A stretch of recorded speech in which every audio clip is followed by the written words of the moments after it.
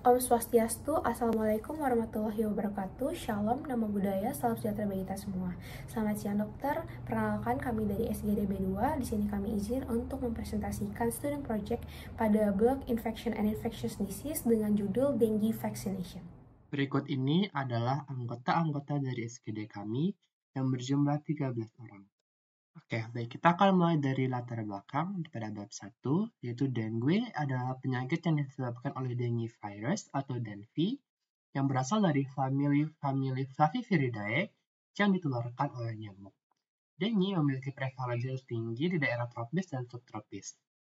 Menurut WHO, sejumlah 390 juta orang terinfeksi dengue setiap tahunnya, dan menurut WHO pada tahun 2023, jumlah kasus terinfeksi dengue sebanyak 6,5 juta jiwa. Di Indonesia sendiri, kasus dengue mencapai 88.593 kasus dengan 621 kematian per 30 April 2024. Baik, izin melanjutkan. Meskipun penyakit ini memiliki dampak global yang sangat besar, penelitian terkait dengue masih menghadapi sejumlah keterbatasan. Yang pertama, belum adanya antivirus yang disetujui sehingga membutuhkan pengembangan antivirus yang menargetkan NS3 dan juga NS5. Lalu, dengue juga merupakan neglected tropical disease yang dapat dikendalikan melalui vaksinasi, sehingga membutuhkan lebih banyak sumber daya para peneliti untuk memahami target dan respon imun yang mendasari infeksi alami. Lalu, pengembangan vaksin juga sulit karena adanya 4 serotipe virus yang berbeda sehingga memerlukan vaksin yang memiliki efektivitas merata terhadap keempat serotipe DNV. Hambatan-hambatan inilah yang menjadi tantangan utama dalam pengembangan vaksin dengue. Rumusan masalah pada tulisan ini adalah bagaimana perkembangan vaksin dengue saat ini, bagaimana cara vaksin dengue bekerja, bagaimana efektivitas vaksin dengue, apa saja manfaat dan efek samping vaksin dengue. Untuk tujuannya adalah mengetahui perkembangan vaksin dengue, mengetahui cara kerja vaksin dengue, mengetahui efektivitas vaksin dengue, dan mengetahui manfaat dan efek samping vaksin dengue. Untuk manfaatnya terbagi menjadi dua, yaitu manfaat teoritis dan manfaat praktis.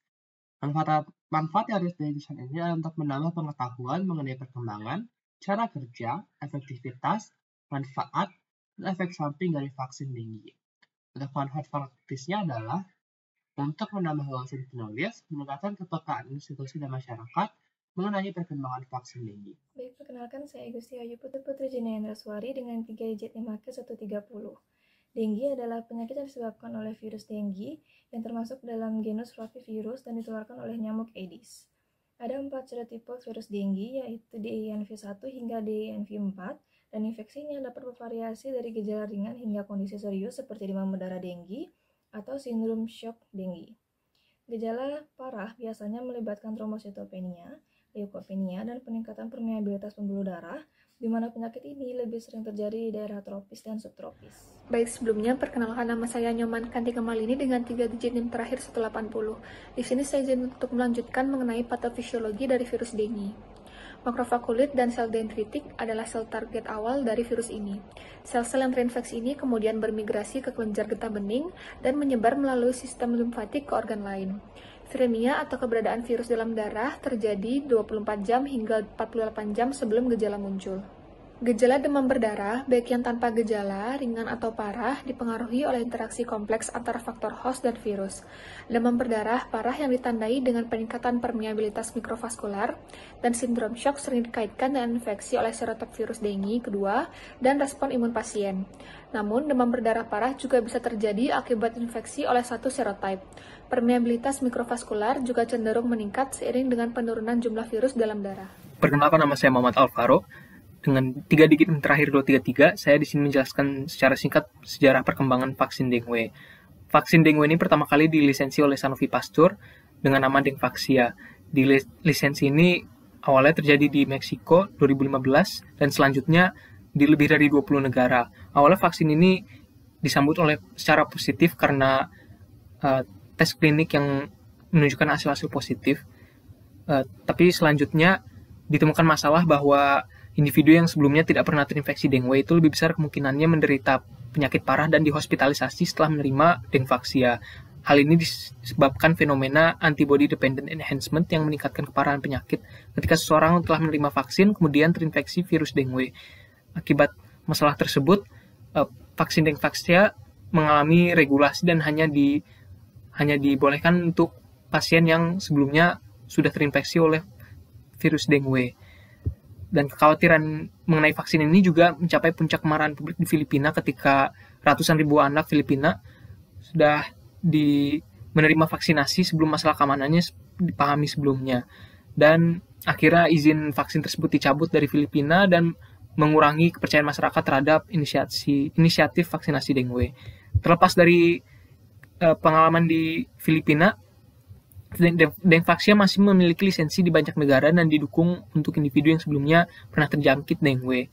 Dan berbagai penelitian juga telah menunjukkan kemanjurannya untuk mengurangi kasus dengue yang parah pada individu yang sebelumnya pernah terpapar virus tersebut. Jadi contohnya setelah pengalaman Dengvaxia ditemukan 2 kandidat vaksin baru yang telah mengalami pengujian yang lebih ketat seperti vaksin TAK-003 dan vaksin Butantan DV.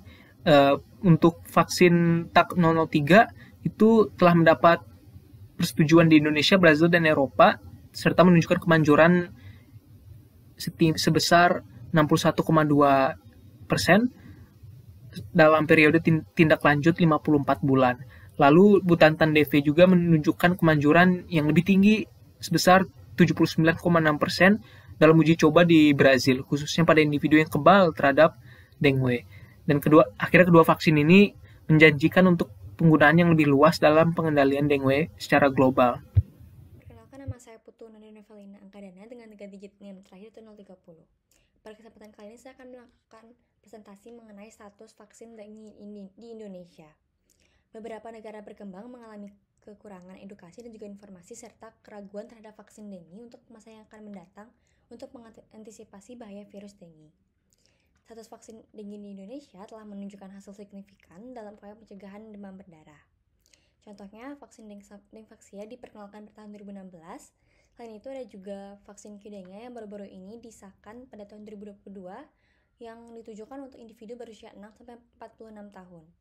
Meskipun vaksinasi menjadi salah satu strategi penting dalam pengendalian DBD, upaya pencegahan pemberantasan sarang nyamuk tetap diperlukan untuk menurunkan angka kejadian penyakit demam berdarah di Indonesia.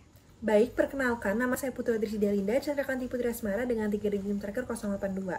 Di sini saya akan membahas terkait pengembangan vaksin dengue, yang dimana ada 3 hal utama yang dibahas, yaitu vaksin dari virus yang dilemahkan, inaktif virus vaksin, dan yang terakhir vaksin subunit. Untuk yang pertama, terkait vaksin dari virus hidup yang dilemahkan. Jadi dari semua kandidat vaksin dengue, vaksin Dengvaxia ini merupakan satu-satunya yang telah mendapat izin klinis di beberapa negara. Vaksin ini menggunakan virus vaksin demam kuning or yellow fever yang telah dikombinasikan dengan protein PRM dan E dari virus dengue serotip 1-4 yang telah dilemahkan. Jadi sebenarnya vaksin ini masih dalam fase pengembangan dan pada uji klinis fase 3 menunjukkan efektivitas yang bervariasi berdasarkan serotip, usia, dan status serologi dengue awal. Tapi masih ada juga tanda resiko keamanan pada anak-anak terutama usia 2-5 tahun di tahun ketiga uji klinisnya. Kemudian untuk yang kedua tentang inaktif virus vaksin, yang dimana ini merupakan vaksin dari virus yang telah dinonaktifkan. Keunggulan utama vaksin virus yang diinaktivasi ini adalah profil keamanannya serta kemampuannya menghindari interferensi antar virus hidup yang dalam formulasi tetrapalen. Namun pengembangan vaksin dengue yang diinaktivasi ini terhambat oleh rendahnya imunogenisitas, yang dimana saat ini beberapa vaksin virus yang telah diinaktivasi dengan formalin PIV telah masuk ke uji klinis. Kemudian yang terakhir adalah vaksin subunit, yaitu vaksin yang dibuat dari beberapa struktur khas dari dengue ini sendiri, yaitu di sini dari proteinnya. Vaksin protein subunit DENVI terutama berfokus pada protein E rekombinan menggunakan berbagai strategi ekspresi seperti E. coli, ragi, dan sel serangga.